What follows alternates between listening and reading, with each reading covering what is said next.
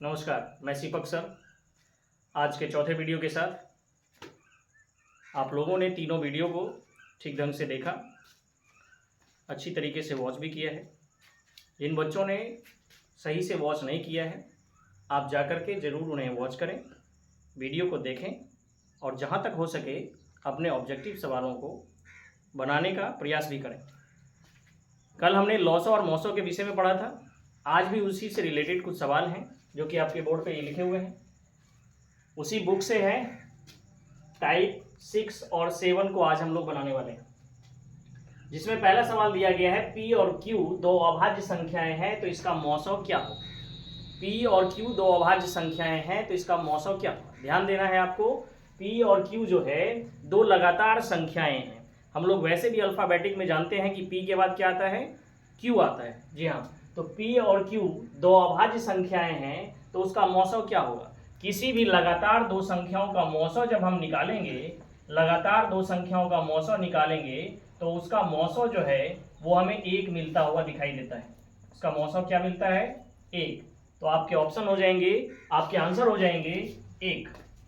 ध्यान रखना है, P और Q दो अभाज्य संख्याएं हैं तो उसका मौसों जो है वो 1 हो जाएगा। अगर हम बुक के ऑप्शन पे चलेंगे तो ये ऑप्शन नंबर डी में आपको मिलेगा, ऑप्शन नंबर डी, इसका आंसर हो जाएगा 1। वैसे भी आपको ध्यान रखना है, दो लगातार अभाज्य संख्याओं का मौसों 1 होता है। फिर है आपका A और B दो अभाज्य संख्याएं हैं तो इसका लॉसों क्या होगा। A और B दो अभाज्य संख्याएं हैं, मान लीजिए एक अभाज्य संख्या 2 है और एक अभाज्य संख्या 3 है, तो आप जानते हैं लॉसो यानी एलसीएम के लिए हम क्या करते हैं, दोनों संख्याओं को आपस में गुना कर देते हैं। तो यहाँ पर A और B है तो हम A गुना B कर देंगे तो आपका आंसर हो जाएगा AB। ध्यान रखना है, A और B दो अभाज्य संख्याएं हैं तो इसका लॉसो क्या होगा, A और B दोनों अभाज्य संख्याओं को आपस में गुना कर देंगे, आपका आंसर हो जाएगा AB। अगर आप ऑप्शन पे चलें तो ऑप्शन नंबर सी, जो ऑप्शन नंबर सी, समझ में आ गया। इसको भी ध्यान रखेंगे, दो अभाज्य संख्याएं हो तो दो अभाज्य संख्याओं का लॉसो हमसे पूछा जाए तो दोनों अभाज्य संख्या को आपस में हम क्या कर देंगे, गुना कर देंगे। ध्यान रखें। क्वेश्चन नंबर 3 पे चलते हैं हम लोग। कहता है P और Q दो अभाज्य संख्याएं हैं तो PQ Q और P स्क्वायर Q का मौसों क्या होगा। फिर से ध्यान रखेंगे, P और Q दो अभाज्य संख्याएं हैं तो PQ Q और P स्क्वायर Q का मौसों क्या होगा। मौसों निकालने के लिए आप ध्यान रखें कि इस प्रकार की अगर कोई संख्या हो तो आप छोटे से बड़े में भाग देते हैं, या हम ये चीज का ध्यान रखेंगे कि दोनों में अधिकतम कॉमन क्या आ सकता है।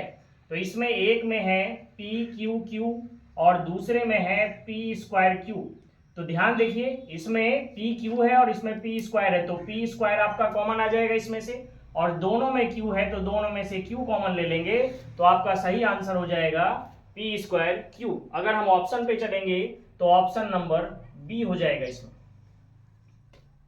P और Q दो अभाज्य संख्याएं हैं तो PQQ और P स्क्वायर Q का मौसों क्या होगा, तो दोनों में जो अधिकतम कॉमन आएगा वही आपका मौसों हो जाएगा। तो ध्यान रखना, अधिकतम कॉमन दोनों में क्या मिल रहा है, P स्क्वायर Q। नेक्स्ट, जहां समझने में समस्या हो दोबारा आप पूछ सकते हैं, कोई दिक्कत नहीं। ऑनलाइन में थोड़ा सा यही लोचा होता है, सामने बैठे होते हैं तो थोड़ा ज़्यादा आसान होता है, फिर भी आज के टेक्नोलॉजी के ज़माने के अनुसार हमें भी चलना पड़ेगा। नेक्स्ट क्वेश्चन नंबर 4, 1 2 3 आपका हो गया है।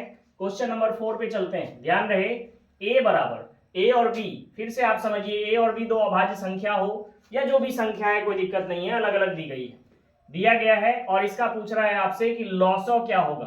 तो आपने अभाज्य गुणनखंड का लॉसो बनाया होगा तो उसमें ध्यान से अगर आपने पढ़ा है तो ध्यान रहे आपको कि 2 का Q लिखा है तो 2 गुना 2 गुना 2 3 बार लिखेंगे, गुना में 3 और गुना में 5।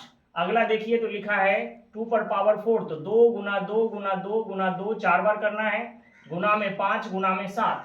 हमको ये देखना होता है एलसीएम जब हम लेते हैं दोनों संख्याओं से तो हमको ये देखना होता है कि कौन सी संख्या किसी भी गुणनखंड में सबसे अधिक बार आई है। तो आप देखिए 2 जो है 4 बार है, 2 गुना 2 गुना 2 गुना 2, हम 4 बार लिख देंगे। 3 जो है वो 1 बार है, 5 जो है वो 1 बार है और 7 जो है वो 1 बार है। किसी भी एक गुणनखंड में सर्वाधिक संख्या को देखेंगे हम, ठीक है। तो 2 जो है वो 4 बार आया है, इसमें 3 बार है, लेकिन सर्वाधिक कितनी बार है? 4 बार। इसमें आपको 3 नहीं दिखाई दे रहा है, लेकिन इसमें है, कितनी बार है? तो 1 बार। इन दोनों में 5 5 है, लेकिन सर्वाधिक कितनी बार है? तो दोनों में 1 1 बार है, तो 1 बार। 7 इसमें नहीं है, लेकिन इसमें है, कितनी बार है? तो 1 बार। अब हम क्या करेंगे, इन सभी को आपस में गुना कर देंगे, और गुना करने के बाद जो आपका आंसर आएगा वो आपका शायद 1680 आ रहा है आपका आंसर, और ये ऑप्शन नंबर हो जाएगा डी। गुना आप लोग कर सकते हैं, देख लेंगे गुना करके, ये आ रहा है इतना या नहीं आ रहा है। मेरे पास ऑप्शन है तो थोड़ा सा आसान है। नेक्स्ट, इसी में आपने मौसौ भी पढ़ा होगा। मौसौ में क्या होता है, जो संख्याएं गुणनखंड में आती है तो दोनों संख्याओं को मिलाते हैं। जैसे कि थोड़ा सा हम समझ लेंगे, 2 गुना 2 गुना 2 गुना में 3 गुना में 5, और यहां देखते हैं 2 गुना 2 गुना, इसको हम ए लिख देते हैं, इसको बी लिख देते हैं जैसा कि लिखा हुआ है।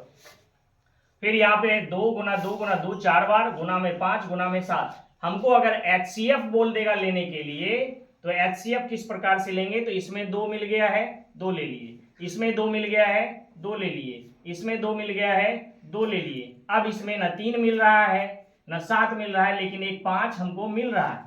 अभी हमने जैसे पढ़ा था कि दोनों में जो कॉमन मिलेगा वही आपका HCF हो जाता है। लेकिन LCM में क्या होगा, जो संख्या का गुणनखंड सर्वाधिक आएगा उस संख्या को उतनी बार हम लिख लेंगे। इसमें देखा जाए तो 2 दूना 4 दूना 8, 8 पंचे 40, इसका HCF आ जाएगा। हालांकि आपसे HCF नहीं पूछा जा रहा है, आपसे LCM पूछा जा रहा है।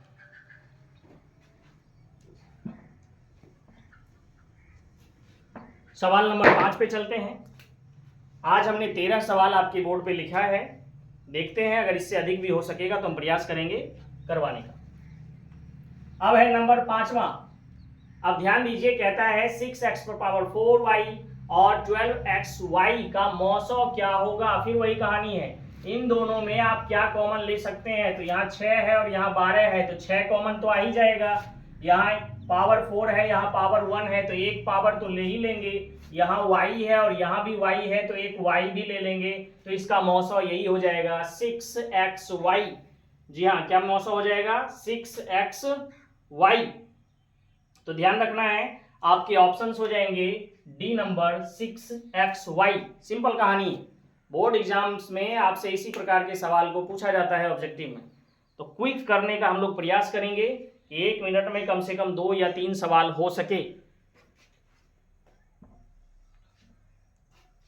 समझ में आ गया होगा। फिर से एक बार देखना चाहे तो देख सकते हैं। मौसौ निकालने के लिए बोलेगा तो दोनों में जो सर्वाधिक कॉमन आ सकता है, कॉमन आप समझ सकते हैं विभाज्य हो सकता है, उसी को कॉमन कहेंगे। तो 6 और 12 में 6 जो सर्वाधिक संख्या है जो दोनों को विभाजित कर देगा, तो 6 ले लेंगे। इसमें x⁴ है, इसमें 1x है तो 1x ले लेंगे, एक y है, एक y इसमें है तो एक y ले लेंगे, तो हो जाएगा 6xy। ऑप्शन नंबर अगर आप बुक में देख रहे हैं तो आपको डी नंबर मिलेगा। नंबर नेक्स्ट पे चलते हैं। 2 लगातार संख्याओं का मौसौ क्या होगा। अभी तुरंत आपने पढ़ा है, देखिए यहाँ पे p और q 2 अभाज्य संख्याएं हैं, तो उसका मौसौ क्या होगा। तो 2 लगातार कोई भी संख्या ले लो, 2 ले लो, 3 ले लो, 3 ले लो, 4 ले लो, और इसका जब आप HCF निकालने का प्रयास करोगे तो आपका HCF जो है वो निकलेगा 1। कितना निकलेगा भाई? 1। तो ध्यान रखना है, 2 लगातार संख्याओं का मौसौ 1 होगा। 2 लगातार संख्याओं का मौसौ 1 होगा। ये इन सभी को आप लोग याद कर लीजिए, क्योंकि जितना आप याद रखेंगे उतना ज़्यादा फायदा होगा। ये सब छोटा छोटा सवाल है, इसको बनाने से ज़्यादा हम लोग याद रखेंगे। 2 लगातार संख्याओं का मौसौ क्या होगा? 1 होगा। अगर हम ऑप्शंस की बात करें तो ये ऑप्शन नंबर आपका बी हो जाएगा। नेक्स्ट, 2 लगातार सम संख्याओं का मौसौ क्या होगा।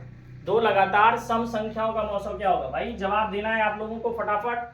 2 लगातार सम संख्याओं का मौसौ क्या होगा। तो सम संख्या आप ध्यान देते हैं 2, 4, 6 इस प्रकार का सम संख्या होता है। अब लगातार में कोई भी दो ले लेंगे, कोई दिक्कत नहीं है, चाहे किसी को भी ले लीजिए, कहीं से भी ले लीजिए, अंत से या शुरू से, कोई फर्क नहीं पड़ता है।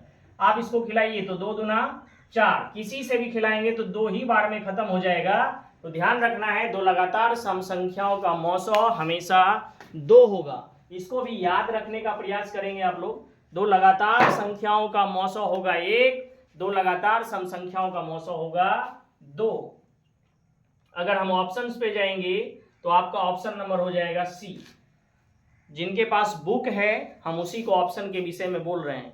कभी किसी बच्चे को लगे कि ये कहाँ से ऑप्शन आ रहा है, तो इस बुक से, जो कि आपके कोचिंग संस्थान के द्वारा इस बुक को लॉन्च किया गया है, इसी बुक में ये सारा ऑप्शंस और सारी इस प्रकार के हिसाबों को संग्रहित किया गया है।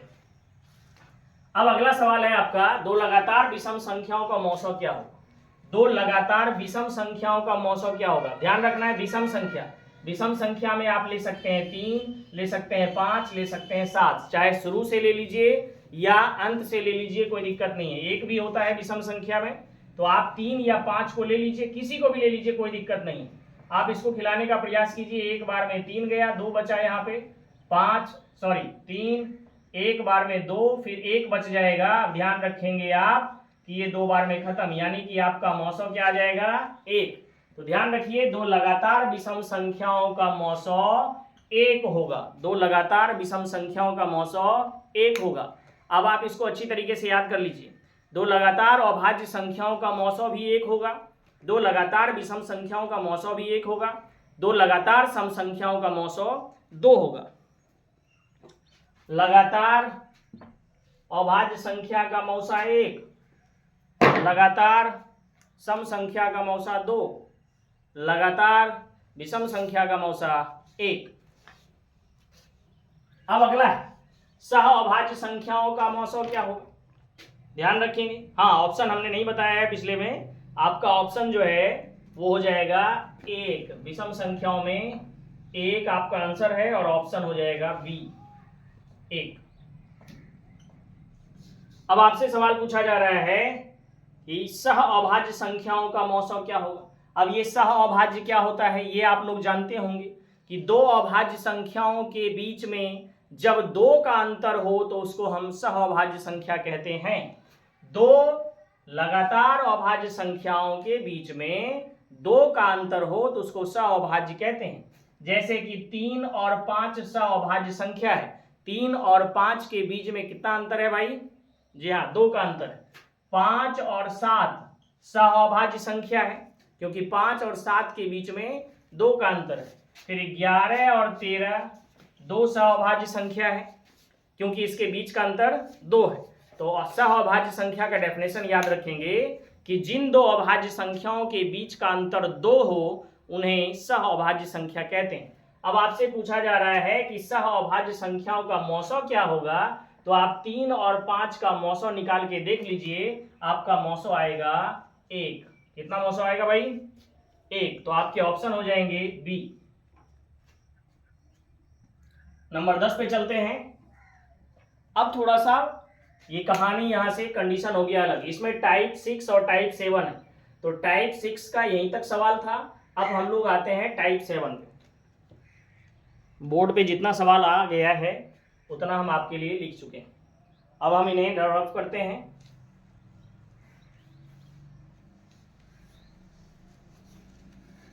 आप लोग स्क्रीनशॉट ले लिया करें या सवालों को उतार लिया करें और घर में बनाने का प्रयास करें, क्योंकि आप जितनी रिवाइज करेंगे आपके लिए उतना ही फायदा होगा। बोर्ड एग्जाम सर पे है, थोड़ा सा फोकस ज़्यादा करेंगे, पढ़ाई पे फोकस ज़्यादा करेंगे। कम से कम 6-7 घंटे आपको पढ़ने चाहिए स्कूल को छोड़ करके। ये नहीं कि इंक्लूडिंग स्कूल, जो 5-6 घंटे तो आप वहीं रह जाते हैं ट्यूशन स्कूल। थोड़ा भी खेल धूप पे अगर कम ध्यान दें तो ज़्यादा बेहतर है, क्योंकि आपके पास बिल्कुल भी समय नहीं है। सितंबर, अक्टूबर, नवंबर, दिसंबर और जनवरी, केवल 4 महीने का समय आपके पास और बचा हुआ है।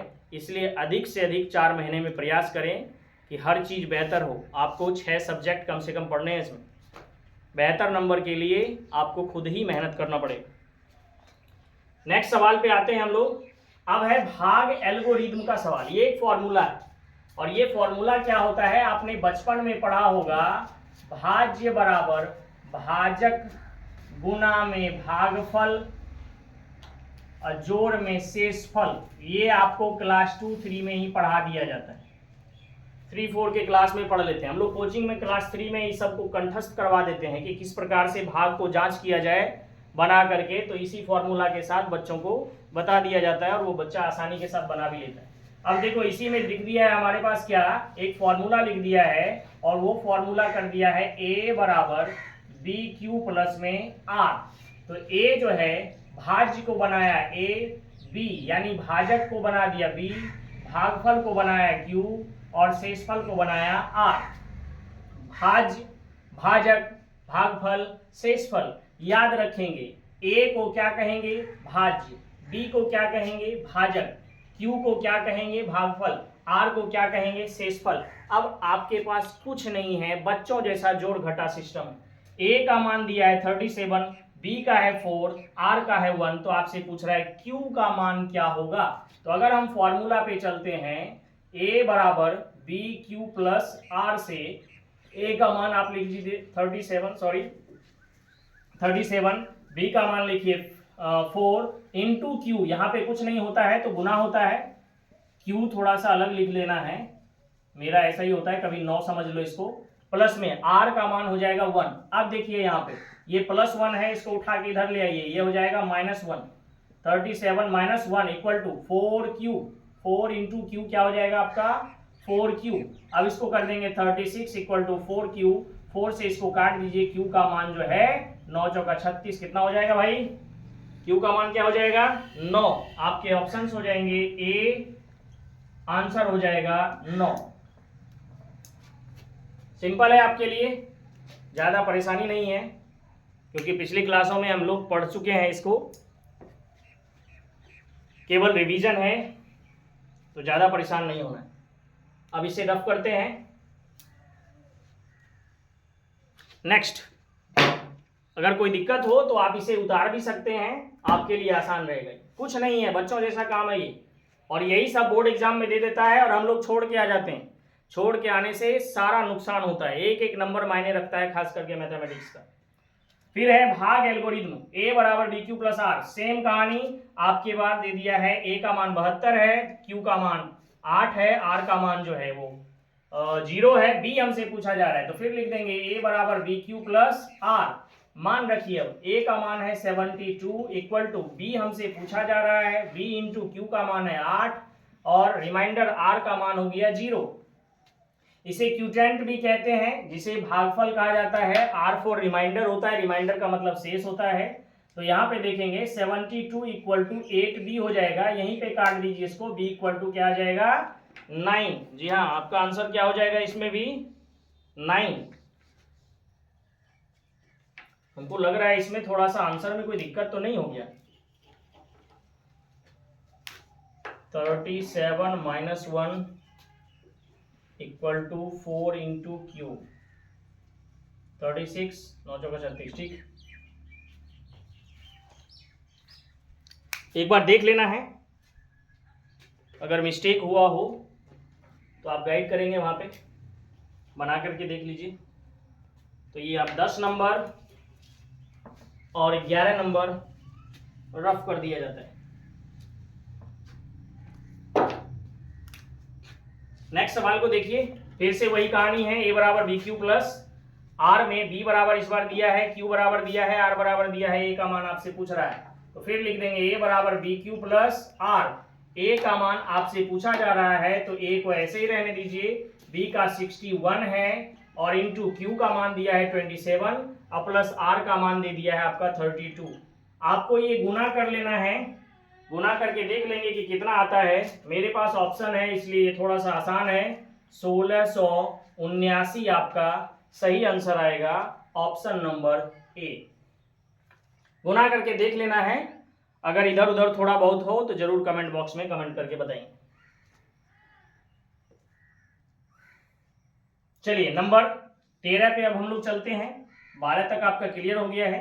13 में है भाग एल्गोरिथम ए बराबर बी क्यू प्लस आर में बी का मान, क्यू का मान और आर का मान दिया है। फिर से आपसे ए का मान पूछा जा रहा है, तो लिख देंगे ए बराबर बी क्यू प्लस आर, जिसमें कि ए का मान दिया, सॉरी बी का मान दिया हुआ है 43 इंटू 31 प्लस में आर का मान है 32।